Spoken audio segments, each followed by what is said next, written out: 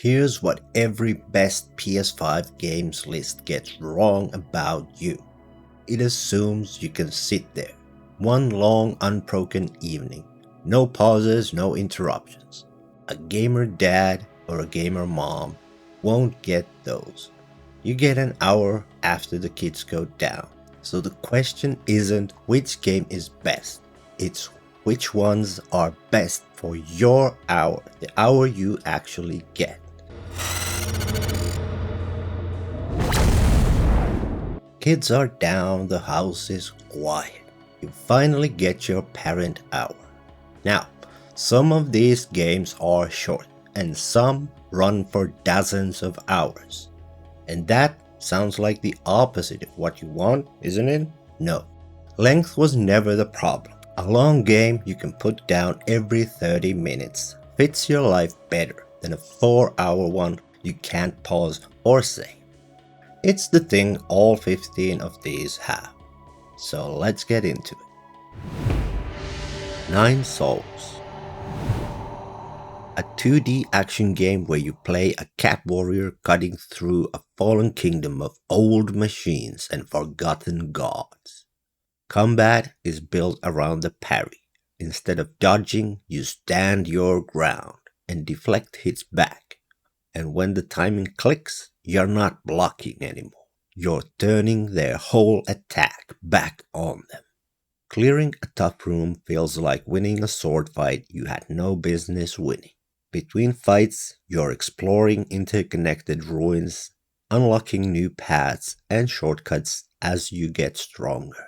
It's demanding, but a full assist mode lets you soften the damage on a tired night. Save points sit close together, so a short sitting still gets you somewhere. Ratchet and Clank Rift Apart.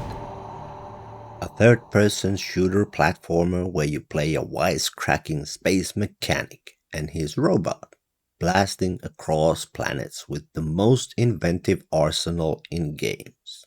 A gun that turns enemies into topiary. Another that drops a tiny disco ball they're forced to dance around. You jump, grind rails, and slip through portals that drop you into an entirely new world in about a second. It's a polished blockbuster that never asks for more than you've got. Levels split into clean chunks, checkpoints land off them, and the loading is near instant. The one here you can hand the kids to watch and they'll stay glued. Tchia. An open-world adventure set on a pair of islands inspired by New Caledonia, where you play a young girl who can fling her soul into any animal or object she sees. Possess a seagull to cross the ocean. Drop into a dog to sprint up a beach. Become a stack of crates to clear a gap. The rest is climbing, gliding, and sailing through a sun-soaked world at your own speed. With a slingshot and some light combat if you want it. There's no pressure pushing you anywhere. Pick a direction, see what's out there, and put it down whenever the night ends. Bow, Path of the Teal Lotus. A 2D platformer. You play a fox spirit bouncing through a world drawn from Japanese folklore. The whole game is built on momentum. You bounce off enemies, lanterns, and blossoms without touching the ground, chaining one hop into the next until crossing a room becomes its own reward. It's gentler and easier to pick up cold than most games like it. The kind of thing that asks for focus but not white-knuckle reflexes. Good for a night with energy to spare but not much of it. New abilities open up areas you passed earlier, so you're always circling back through somewhere you've already been, seeing it differently. Lorelei and the Laser Eyes. A mystery game set in a crumbling hotel where nearly every door, safe, and drawer is locked behind a puzzle. You explore the halls, gather clues from documents, paintings, and strange machines. and crack codes by working them out on paper. No combat, no reflexes, just you and the notebook. The puzzles interlock across the whole building, so a number you find in one room opens something on another floor much later. It saves anywhere and never punishes you for stopping, which suits it because this is a game you keep turning over in your head after you put the controller down. Suikoden 1 and 2 HD Remaster. Two classic role-playing games from the original PlayStation, remastered and bundled together. You lead a rebellion against a corrupt empire, and the hook is recruitment. There are 108 characters to find across the world. They fill out your army, turn an empty castle into a bustling headquarters, and give you a deep bench to pick your battle party from. Combat is turn-based, so nothing moves until you choose, which makes it easy to stop and start. The second game in particular is held up as one of the finest stories the genre has ever produced. If you grew up on PS1 RPGs, this is that feeling, brought up to modern screens. Lil Gator Game. A small open-world adventure where you play a cardboard sword kid running around an island, doing make-believe quests for the other children playing there. You climb, glide, and bonk foam enemies that pop instead of fight back, helping kids with their pretend adventures, while a quieter story about growing up runs underneath. There's no fail state and nothing to lose. It boots in seconds and asks nothing of you but to wander and be charming. Some nights the right call isn't the 50-hour epic. It's 20 warm, low-stakes minutes, and this is built for exactly that. Final Fantasy XVI, a cinematic action RPG, the darkest the series has gone, full of political betrayal and city-leveling battles where you fight as and against the giant summoned beasts the games are famous for. You play a knight bound to one of these beasts. Combat is fast and flashy, more character action than traditional Final Fantasy. That sounds like the opposite of a tired parent game, except it has accessory slots that auto-time your dodges and combos for you, so you can dial the execution way down and still get the spectacle. Checkpoints are frequent, and it's easy to stop between chapters.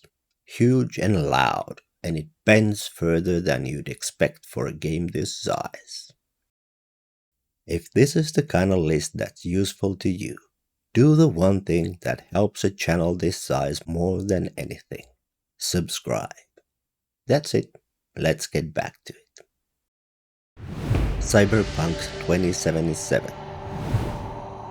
A first-person open-world RPG where you play a hired gun climbing the food chain in a neon megacity run by corporate sharks and street mercenaries.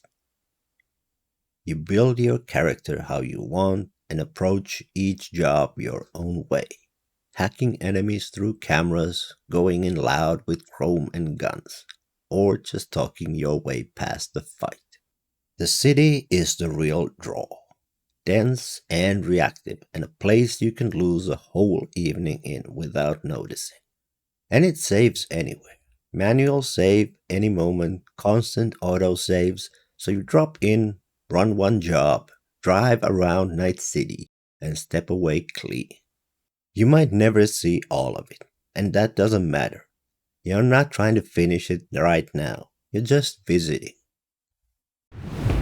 Gran Turismo 7. A racing game, and the chains of pace this list needs. You build a garage of real cars and race them across real tracks, and the reason it's here is shape. A single run runs 5 to 15 minutes, which is about the most parent-friendly structure a game can have. You want one clean, satisfying thing before bed. You run a race, you're done. No thread left dangling. One honest flag. Much of it wants you connected online, so know that going in. But for a quick self-contained hit that looks gorgeous, this really scratches that itch. Thank goodness you're here. A comedy game where you play a tiny yellow salesman who arrives in a small northern English town and helps the locals with their increasingly absurd problems, mostly by slapping everything in sight and shrinking down to wander through the chaos. Every screen has a new joke or a new bit of cartoon nonsense waiting. It's short, there's nothing to fail, and it's one of the funniest things you can play on a console. When you don't want a challenge and just want to laugh, that's the whole reason it exists. Metaphor ReFantazio, a turn-based RPG from the team behind Persona, set in a fantasy kingdom where you're a young traveler caught up in a race for the throne. Combat rewards exploiting enemy weaknesses, and the class system lets you reshape your party's roles as you go, so the fights stay a puzzle rather than a grind. Because it's turn-based, nothing happens until you act, no reflexes under pressure. The one thing to know, it runs on a calendar. Days tick by as you spend your time, so there's a faint background clock. It doesn't get in the way, the saves are frequent, and battles pause clean. Just go in aware of the rhythm. Wanderstop, a cozy game with something on its mind. You run a tea shop in a forest clearing, grow the ingredients, brew the drinks to order, tidy the shop, and chat with the travelers who pass through. It's made by the writer behind the Stanley Parable, and underneath the calm, it's quietly about a person who has always defined herself by pushing harder, now forced to sit still. There's no fail state and no clock. For an audience that feels guilty taking an hour for themselves, the subject matter lands close to home. Slow on purpose, and you can stop anytime.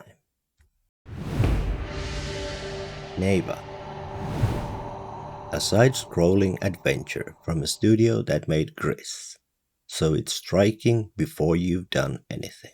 You play a young warrior raising a wolf cub across 4 seasons, and the cub grows from a clumsy pup that slows you down into a real companion that fights at your side, while the world around you slides from spring into something darker.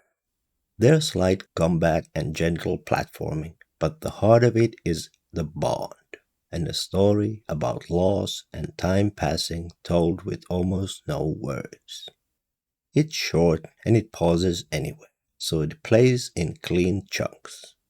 The kind of thing you finish in a couple of quiet nights and sit with afterward. Ghost of Yotei.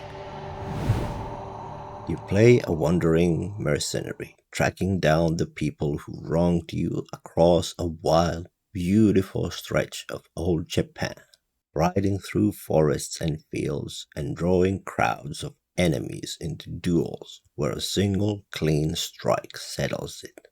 The world bends around how you like to fight, and there's always somewhere off the path worth riding toward. The reason it closes their list, it's open world the parent way. Save anywhere, play 15 minutes or 2 hours, and it never holds the stopping against you. It shows off what the console can do, and it lives here and nowhere else. So that's 15. Every one of them lets you stop when you need to and picks up where you left off. Because that's the point of all this. Games built for the hour you actually get. not the one a game wishes you had. If that's what you're after, hit like, subscribe, and there's a Ko-fi link in the description if you want to support the channel. Whatever you load up tonight, hope it's a good hour. See you in the next one.